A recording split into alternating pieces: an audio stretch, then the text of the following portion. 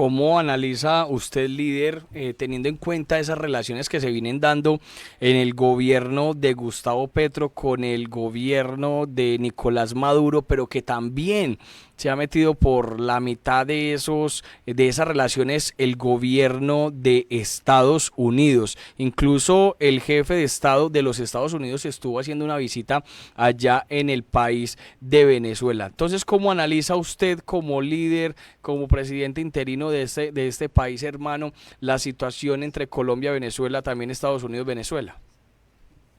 Mira, una nueva administración, la segunda del presidente Trump, que redefine, también está redefiniendo incluso hacia Latinoamérica. La primera visita del secretario de Estado, Marco Rubio, es a Centroamérica, Panamá, El Salvador estuvo recientemente, están designando embajadores. Hay una visita de un enviado especial, el caso de Grenell a Venezuela a buscar rehenes y por todo el tema migratorio. Es decir, hay mucho movimiento en estas 2 semanas iniciales del presidente Trump en la Casa Blanca, que ya conoce el aparato de gobierno, que conoce ya todo lo que es el manejo del Estado y viene con una ofensiva diplomática muy clara. Sí. Aquí lo importante para los latinoamericanos es cómo redefinir esto en beneficio de Latinoamérica, ¿no? Cómo evidentemente esto puede favorecer. En el caso de Venezuela lo tenemos muy claro, es la recuperación de la democracia. Ayer no me dio tiempo de seguir más que por redes sociales lo que sucedió en el Consejo de Ministros en Colombia, Sí. pero estoy seguro que muchos lo catalogan como un bochorno, sin duda alguna, ¿no? La designación de Benedetti, que fue embajador, por cierto, en Venezuela, y debo decirlo con mucha propiedad. En el caso de Venezuela fue un desastre. En el caso de Venezuela fue una tragedia, por cierto. La designación de Benedetti no creo que sea diferente en un cargo como ese en Colombia, pero se reflejaba, insisto, en ese Consejo de Gobierno. La relación de Petro con Maduro ha sido muy mala para los venezolanos y por ende también, debo decirlo, para los colombianos. Insisto, veíamos lo que sucedió hace poco en el Catatumbo, taparon esa noticia o trataron de desviar la atención de lo que pasó ahí, una llamada de Petro incluso con Padrino López, que también tiene recompensa por captura, por cierto, por los Estados Unidos. Entonces, mira, no sale nada bueno de una aproximación o cercanía a una dictadura. Esto lo entienden los Estados Unidos. Lo decía ayer el secretario de Estado Marco Rubio. Cuba, Nicaragua y Venezuela, hablando de sus dictadores, obviamente son una amenaza a la humanidad y han generado la peor crisis migratoria que hemos visto en el continente.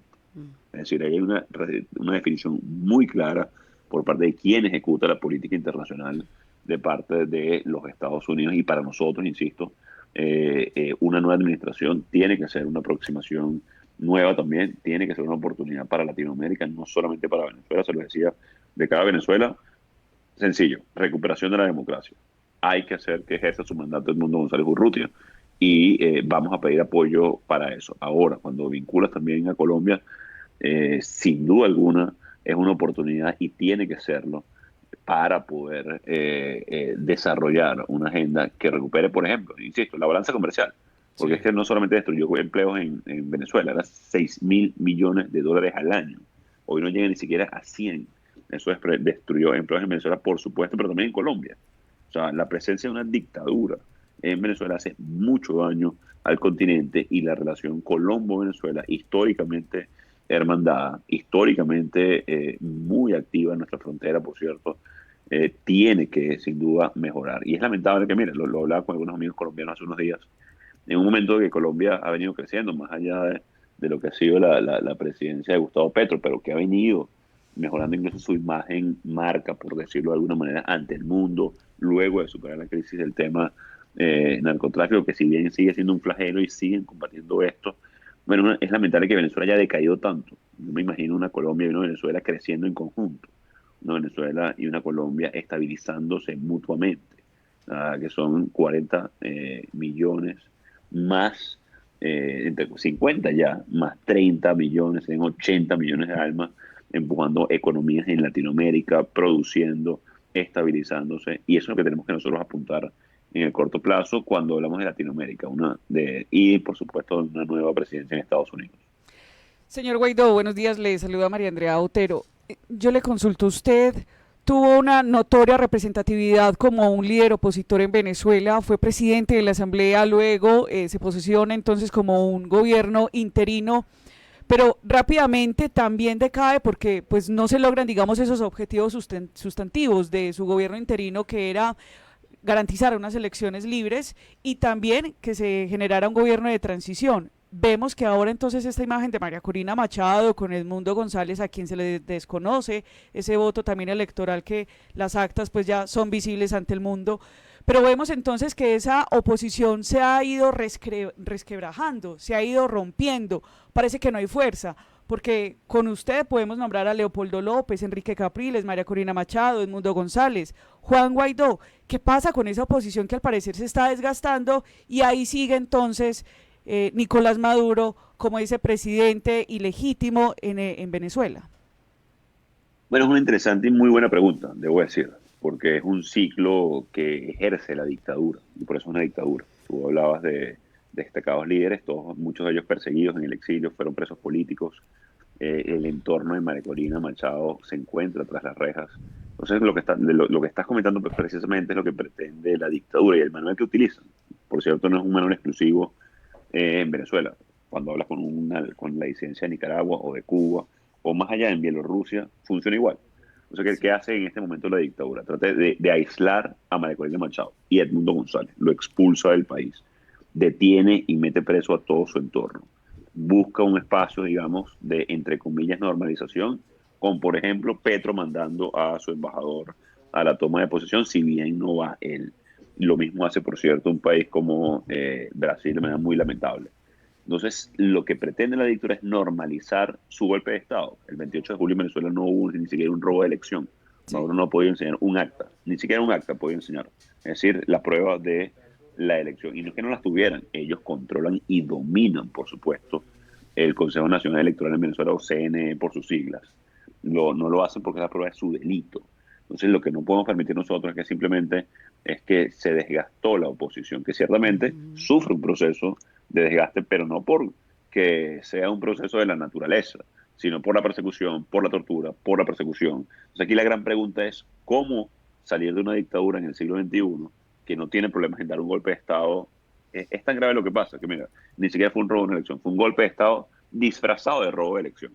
Maduro se entroniza el 10 de enero en vivo, solamente participa, por cierto, en la consumación de ese golpe de Estado, Díaz-Canel de Cuba, obviamente, Ortega de Nicaragua y más nadie. Es los únicos que participan en esa comparsa sangrienta, debo decir. Entonces, para nosotros es un deber innovar en el cómo. Ahora, ¿qué no ayuda? Un Gustavo Petro haciéndole caras bonitas a la dictadura. ¿Qué no ayuda, obviamente? La necesidad de la gente de sobrevivir, y con eso juega la dictadura y por eso ejercen control social como lo ejercen con los subsidios, por ejemplo. Es decir, es un complejo ecosistema de dictadura que tenemos que vencer y es parte de lo que estamos enfrentando hace mucho tiempo ya en nuestro país. Y tú narrabas el ciclo, sucedió en el 2019, sucedió antes también con la Asamblea Nacional, que la ganamos legítimamente en el 2015, pero ellos la desconocieron con la constituyente, metiendo presos diputados. Así que entendiendo eso, sin ingenuidad, es lo que tenemos que desplazar en Venezuela. Está claro que el presidente de Colombia, Gustavo Petro, pues quiere quedarse en el poder. ¿Quién o qué actor político no quiere hacerlo? Pero ¿cree usted que podría el señor Petro quedarse en el poder en Colombia como lo hizo en su momento Chávez en Venezuela y otros candidatos de izquierda en otros países? ¿Cree usted que Petro podría lograr eso? Mira, la respuesta la dio él ayer en el Consejo de Ministros, ¿no? Ahora, mi gran duda de ese Consejo de Ministros es por qué lo hacen público. Ellos precisamente, ellos perfectamente pudieron haber no televisado su desastre interno, ¿no? Es decir, no sé cómo caracterizarlo, insisto, no lo seguí del todo. Simplemente lo que trascendió en medios de comunicación a través de redes sociales, yo estaba, no seguí en directo la transmisión de este Consejo de Ministros, y aquí tiene mucho que ver es la sociedad colombiana, los contrapesos, las instituciones, más allá que el deseo de un gobernante populista, y me disculpen por caracterizarlo de esa manera, pero así se ha comportado. Y de nuevo, la gran pregunta, y lo dejo al aire como ejercicio de pensamiento crítico, digamos, ¿por qué a sabiendas de lo que significaba ese Consejo de Gobierno, Gustavo Petro televisa ese desastre? Esa es una pregunta, porque es una decisión de ellos, sin duda alguna, para victimizarse, para hacer ver que él no ha podido gobernar porque sus ministros no lo dejaban. Quería tratar de proyectar eso. Mira, no se pueden caer en ese tipo de trampas. Es responsabilidad, sin duda alguna, de Gustavo Petro, lo que sucedió ayer en su entera transmisión en ese Consejo de Ministros, porque él dirige eso. No puede excusarse en que hay una diatriba entre ministros, no puede excusarse en que hay un problema en su propio gabinete que él designó, que él nombró y que él dirige. Es decir, esa es parte de su trabajo. Entonces, de nuevo, la gran pregunta ahí es por qué hace tan visible el obvio desastre que existe en lo interno para victimizarse. Entonces, yo no creo que esa sea la técnica para sostener el poder de manera, además, por cierto, inconstitucional. En Colombia se determina un mandato de 4 años sin reelección. Así que sin reelección, insisto, entonces la palabra la tiene las instituciones colombianas y la sociedad colombiana como contrapeso. Sí, Y lo digo con propiedad, el claro. desastre, el declive democrático en Venezuela viene de la debilidad institucional, viene de la debilidad de los contrapesos. Y yo, como siempre lo he dicho, me lo han escuchado probablemente, la democracia siempre está en juego y hay que protegerla. Y esto parte y deriva, insisto, de la fortaleza de sus instituciones y la sociedad civil en este momento. Así que yo apostaría hoy a la sociedad colombiana, yo apostaría hoy a las instituciones colombianas y diría, mira, no, Gustavo Petro no se va a reelegir de ninguna manera. Sí. En este año 2025, señor Guaidó, pues para Colombia es algo muy importante porque son casi que las preparaciones para las elecciones 2026 y va a tomar un papel muy importante claramente la oposición al gobierno de Gustavo Petro, pero claramente quien está en el poder en este momento es Gustavo Petro. Haciendo esa comparación, disculpe, la oposición en Venezuela debe seguir participando en elecciones en un futuro después de lo que pasó con Edmundo González, con la señora Machado. ¿Qué piensa usted como líder, como presidente interino de Venezuela? Mira, en Venezuela no hay elecciones hace mucho. De hecho, lo del 28 de julio es difícil llamarlo elección. ¿Por qué es difícil llamarlo elección? Porque la líder legítima o la electa en primeras no pudo participar por persecución judicial. Los que estábamos en el exterior no pudimos votar porque la dictadura básicamente lo imposibilitó. Los testigos electorales que pudieron rescatar las actas de manera muy valiente, la mayoría están detenidos, casi 2.000 presos políticos en Venezuela. Es decir, eso fue un acto de resistencia cívica, de organización, de ejercicio de mayoría, de demostración de lo que hizo la dictadura. Entonces, el objetivo de eso era no solamente unificar a la oposición, no solamente ejercer mayoría, obviamente elegir un nuevo presidente, y sabíamos la dificultad que iba a venir, lo sabíamos. Edmundo González Urrutia, como ustedes saben, fue el candidato de consenso rápido que además impulsa a María Corina Machado para hacer de este proceso una disputa al poder de facto que representa Nicolás Maduro. Difícil decir eso con las que vienen este año, por ejemplo. Este año, por periodo electoral, tocaría elegir nueva asamblea, tocaría nuevos gobernadores, nuevos alcaldes. Obviamente, con el antecedente reciente eso no va a pasar, porque no hay cómo elegir en Venezuela, dado que la dictadura secuestra los poderes, no permite un conteo legítimo. Así que ese dilema lo tenemos presente. Cómo ejercer mayoría, cómo desplazar la dictadura para que tu voto cuente, para que el voto cuente. Hoy no hay elecciones en Venezuela.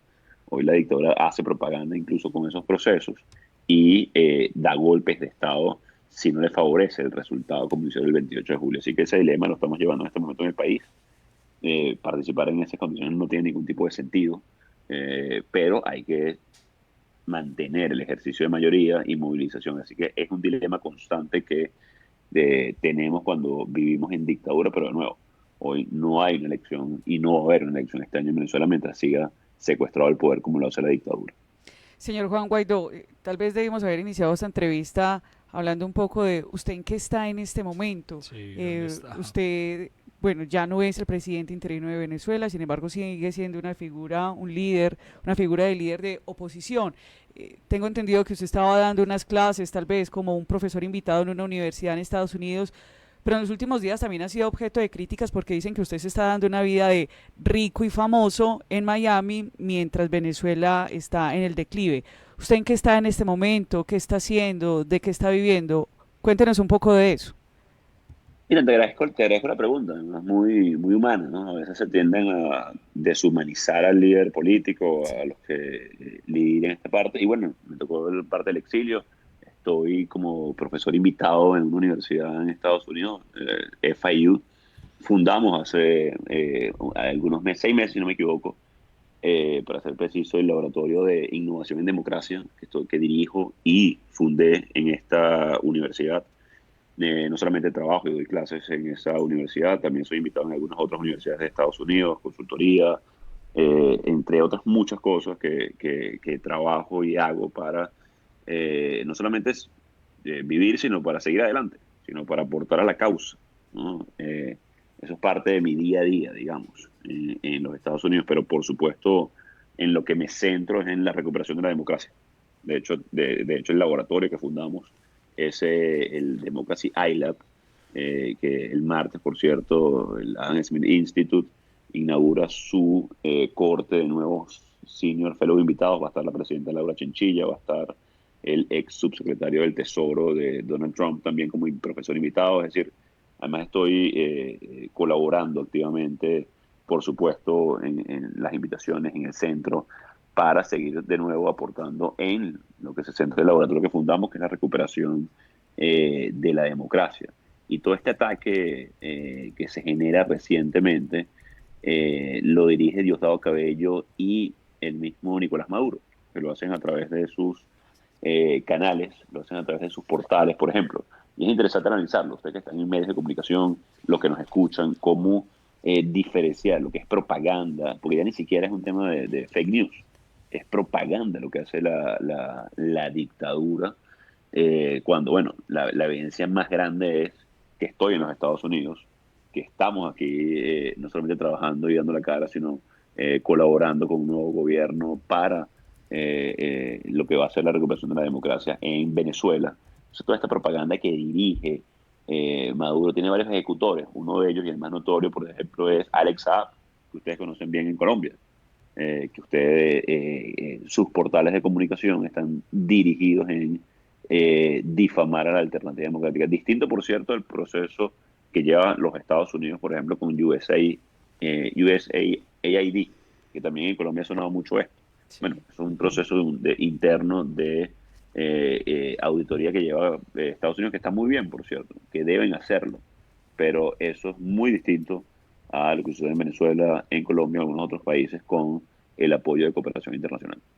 Señor Guaidó, entendiendo y escuchando el contexto que usted hace, obviamente, del Consejo de Ministros con el señor Gustavo Petro, ¿usted qué cree? ¿Para dónde va Colombia a este paso y a esta gestión y decisiones que toma hoy el gobierno nacional en Colombia? Entendiendo también usted, conocedor de la oposición, conocedor de todo lo que tiene que ver con la izquierda y demás, ¿para dónde cree que va Colombia? Mira, el año que viene Colombia tiene elección presidencial. Colombia es un país que ha venido en crecimiento sostenido en los últimos, pues, en este siglo, digamos. Si queremos ya hablar, ya estamos en un cuarto de siglo. Para los que nos sentimos un poco ya mayores, digamos. Ha tenido un crecimiento sostenido. Colombia tiene que trabajar en su institucionalidad. La oposición tiene un rol muy importante en presentar candidaturas de cara a la primera vuelta. Tiene un rol muy importante en lo que va a ser el relacionamiento latinoamericano, que no puede ser una aproximación ideológica, sino por intereses realmente de los colombianos y del crecimiento de Colombia. Hay una responsabilidad muy grande también en la región. Así que yo creo que tenemos que superar todas estas taras, digamos, históricas de relacionamiento a través de ideología entre naciones, y tiene que ser realmente a través del bienestar de nuestra gente. Yo creo que, insisto, preparar a la alternativa o a la oposición en Colombia para democráticamente elegir candidatos, para presentar alternativas, para fortalecer las instituciones, yo creo que es lo más importante en este momento, si me preguntas a mí, de cara al futuro inmediato de los colombianos y de lo que debe centrarse la oposición en un país hermano como Colombia. Digo respetuosamente, entendiendo además la crisis política democrática que estamos atravesando en Venezuela. Señor Juan Guaidó, sabemos que su tiempo es limitado y le agradecemos por concedernos estos minutos. Una última pregunta. Usted es un inmigrante en este momento, puede tener ese estatus de refugiado, pero hay muchos latinos que durante estas 2 semanas hemos vivido un cisma de deportaciones. Las últimas noticias, incluso con Colombia, pero también con venezolanos a quienes ya el presidente Donald Trump les quitó esa medida de protección especial que tenían justamente a unas 600.000 personas de Venezuela. ¿Siente usted temor por estos venezolanos? ¿Siente usted temor por los latinos y esta nueva forma de gobernar de Donald Trump? Mira, a partir de los hechos, ¿no? La migración siempre beneficia al país receptor. Esto es un hecho. Inmigrantes aportan hasta 2% en Producto Interno Bruto de países como Estados Unidos e incluso Colombia, Perú o Ecuador. La crisis migratoria latinoamericana en este momento tiene epicentro en Caracas, lamentablemente, por la dictadura de Maduro.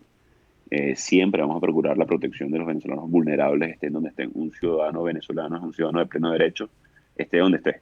Es decir, uno no pierde sus derechos por estar migrante, refugiado o necesitado en otro país. Así que la medida de protección, que por cierto, congresistas como Mario Díaz Balar, como Carlos Jiménez, que son congresistas de la Florida en este caso, han levantado la voz también y hacemos eco de esto para buscar medidas alternativas de protección a Venezuela, porque lo que sí es una realidad es que la situación en Venezuela no ha mejorado, ha empeorado.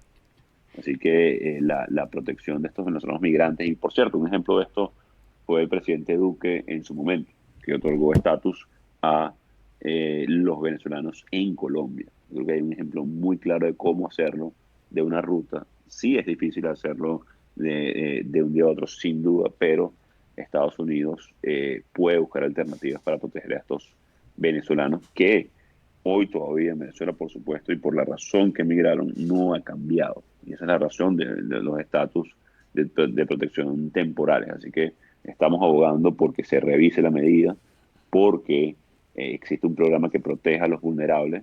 Así que el foco debe estar ahí en este momento para diferenciar también, por cierto, lo que significa el Tren de Aragua, que es una banda criminal que lamentablemente se ha hecho transnacional y que utiliza también, por cierto, Maduro para armamentizar, es una palabra más aproximada, estos grupos armados, y también utilizar como palanca de negociación la migración. Lo hizo con Chile y terminó en el asesinato de el teniente Ojea, por ejemplo, y señala directamente, por cierto, a Diosdado Cabello, Chile, de asesinato a Diosdado Cabello y al Tren de Aragua. Y por eso, por cierto, Rich Grenell termina visitando Venezuela, el enviado de los Estados Unidos, por la migración. Entonces Maduro sabe esto y lo utiliza además como un arma de negociación y de distorsión regional. Así que, entendiendo todo este contexto, debemos proteger a venezolanos vulnerables y buscar el estatus que corresponda no solamente en Estados Unidos, sino en todos los países de Latinoamérica.